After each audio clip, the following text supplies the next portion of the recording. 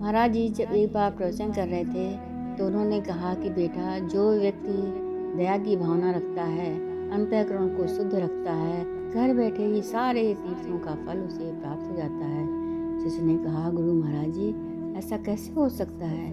बेटा, मैं तुझे एक छोटी सी कथा सुनाता हूँ कि महामुनि अगस्त्य जी जो थे, एक बहुत ही ज्ञानी पुरुष थे और उनके आश्रम में बहुत सारे शिष्य विद्या अध्ययन करने के लिए आया करते थे।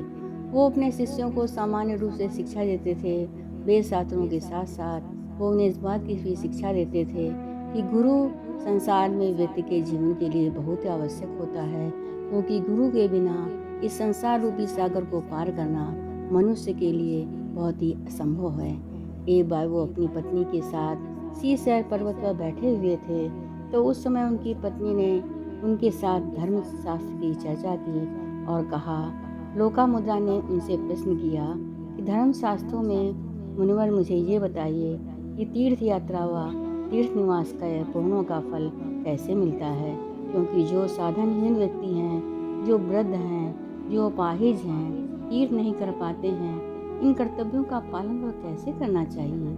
महामुनि अगस्त्य जी ने कहा कि हे देवी, जो मनुष्य गुरु की शरण में चले जाते हैं, गुरु की कृपा के पात्र बन जाते हैं, नामदान की दीक्षा ले लेते हैं, गुरु के चरणों में अपने को समर्पित कर देते हैं, ऐसी स्थिति में वो घर बैठे ही सारे तीर्थों का फल प्राप्त कर लेते हैं, क्योंकि गुरु के चरणों में सारे तीर्थों का फल मिल जाता है। आप तीर्थ स्थानों में जब स्नान करने के लिए जाते हैं तो जो फल आपको प्राप्त होता है उससे ज़्यादा गुरु के चरणों में प्राप्त हो जाता है। इसीलिए भी कहा भी गया है, तीर्थ नहाए एक फल, संत मिले फल चार, सतगुरु मिले अनंत फल। कि जब सदगुरु जी मिल जाते हैं, अनंत फलों की प्राप्ति इंसान को हो जाती है। गुरु के चरणों में ऐसी शक्ति होती है, ऐसी ताकत होती है कि उस शिष्य को इधर उधर भटकने की आवश्यकता नहीं पड़ती है। हे देवी, तीर्थ स्थान में जो मनुष्य घर में रहकर देवी देवताओं की पूजा करते हैं, उनकी भी महिमा बहुत ही सर्वोपरि होती है, क्योंकि साधनहीन व्यक्ति घर पर बैठकर हमेशा सदाचार का पालन करता है, तीर्थ यात्रा का पुण्य प्राप्त कर सकता है। सत्य और क्षमा तीर्थ हैं। इंद्रियों को वश में रखना भी एक तीर्थ का फल प्राप्त कर देता है। जो व्यक्ति दयावान होता है और जिसका अंतःकरण शुद्ध सात्विकी होता है, वह घर बैठकर ही तीर्थों का पुण्य प्राप्त कर लेता है, क्योंकि वह भगवान के चरणों में अपने को समर्पित कर देता है। भजन कीर्तन सत्संग के माध्यम से सारे तीर्थों का फल उसे प्राप्त हो जाता है। महर्षि ने कहा, यदि मन का भाव शुद्ध न हो, कि यदि मन का भाव शुद्ध नहीं है तो यज्ञ तप तीर्थ करने से कोई भी लाभ नहीं है, क्योंकि ज्ञान रूपी जल से स्नान करने से अनेक पवित्र नदियों के स्नान करने का पुण्य प्राप्त हो जाता है। जब आप किसी ज्ञानी पुरुष से ज्ञान ग्रहण कर लेते हैं, उसके बताए हुए रास्ते पर चलते हैं, तो आपको अनंत फलों की प्राप्ति उसके द्वारा हो जाती है।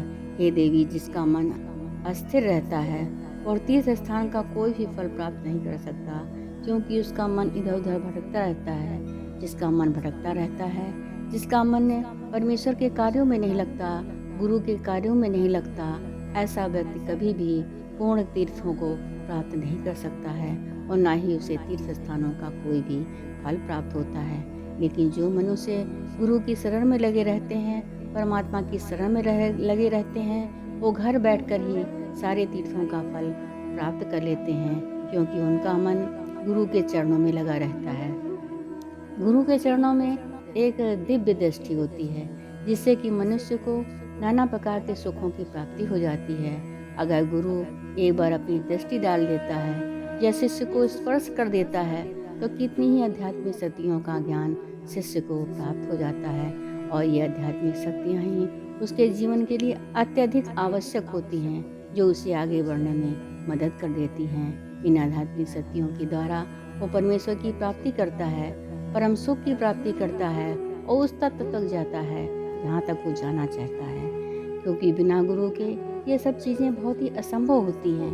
तीर्थ स्थान पर नहाने का फल तो मनुष्य को मिलता है, लेकिन उस तरह नहीं मिल पाता जिस तरह से गुरु के चरणों में जब मनुष्य अपनों को समर्पित कर देता है, क्योंकि गुरु का भाव रखने वाले मनुष्य सदा सुखी रहते हैं। जो गुरु के चरणों में रहते हैं सर्वत्र सुखों को प्राप्त कर लेते हैं। जो मनुष्य भगवान के भजन कीर्तन में सत्संग में अपने जीवन को व्यतीत करते हैं उनको भी नाना प्रकार के सुखों की प्राप्ति हो जाती है, क्योंकि सत्संग भी मानव के जीवन के लिए अत्यधिक आवश्यक होता है।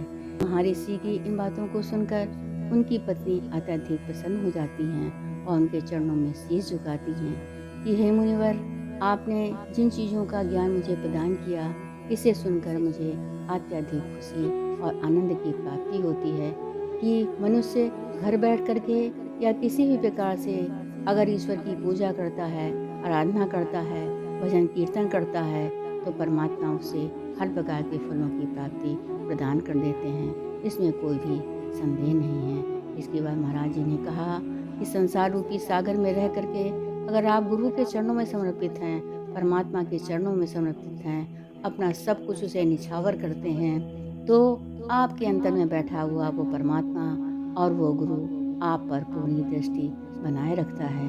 आपको किसी प्रकार का कोई भी कष्ट नहीं होने देता, आपको हर परेशानी से दूर रखता है। प्रेम से बोलो परम संत श्री ठाकर सिंह महाराज की।